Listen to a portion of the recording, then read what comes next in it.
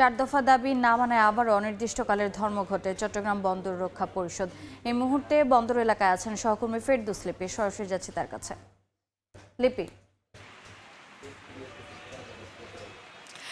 সকাল ৮টা থেকে ধর্মঘট শুরু হয়েছে এবং বন্দরের অভ্যন্তরে কোনো ধরনের কাজ কিন্তু হচ্ছে না, অর্থাৎ পণ্য খালাস, জাহাজ থেকে তারপরে পণ্য পরিবহন এবং যে ডেলিভারি, সেই সব ধরনের কাজ বন্ধ রেখেছেন শ্রমিকরা। এবং তার প্রেক্ষিতে আমরা দেখেছি যে বন্দরের গেটগুলোতে কিন্তু আইনশৃঙ্খলা বাহিনী, পুলিশের বিশেষ সতর্ক অবস্থান সকাল থেকে আছে এবং এরই মধ্যে সাজোয়া যান এবং যে জলকামানে যানবাহনগুলো পুলিশের, সেগুলো অবস্থান নিতে আমরা দেখেছি ৪ নম্বর গেট এলাকায়।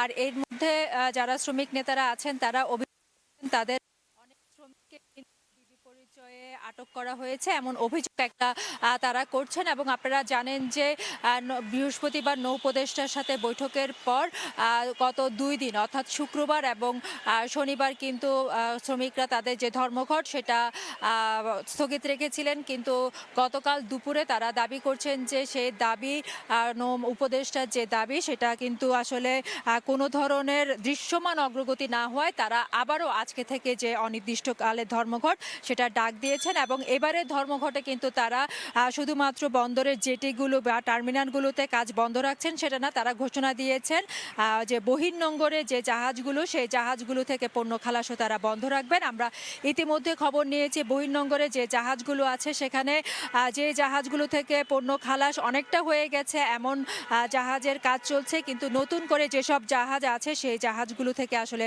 পণ্য খালাস বন্ধ রয়েছে। এবং এরই প্রেক্ষিতে সকাল 9:30টার পর একটা বৈঠক আহ্বান করেছে বন্দর চেয়ারম্যান, প্রায় বিভিন্ন বিভাগের 200 জন কর্মচারী এবং শ্রমিকদের নিয়ে। এবং শ্রমিক নেতারা কিন্তু সেই বৈঠকও তারা প্রত্যাখ্যান করেছেন এবং সকাল 11টার দিকে গণমাধ্যম কর্মীদের সাথে কথা বলার কথা রয়েছে চট্টগ্রাম চেয়ারম্যান। তো এই ছিল আমার কাছে এখনো পর্যন্ত চট্টগ্রাম বন্দর থেকে সর্বশেষ। সরাসরি যুক্ত ছিলাম চট্টগ্রামে।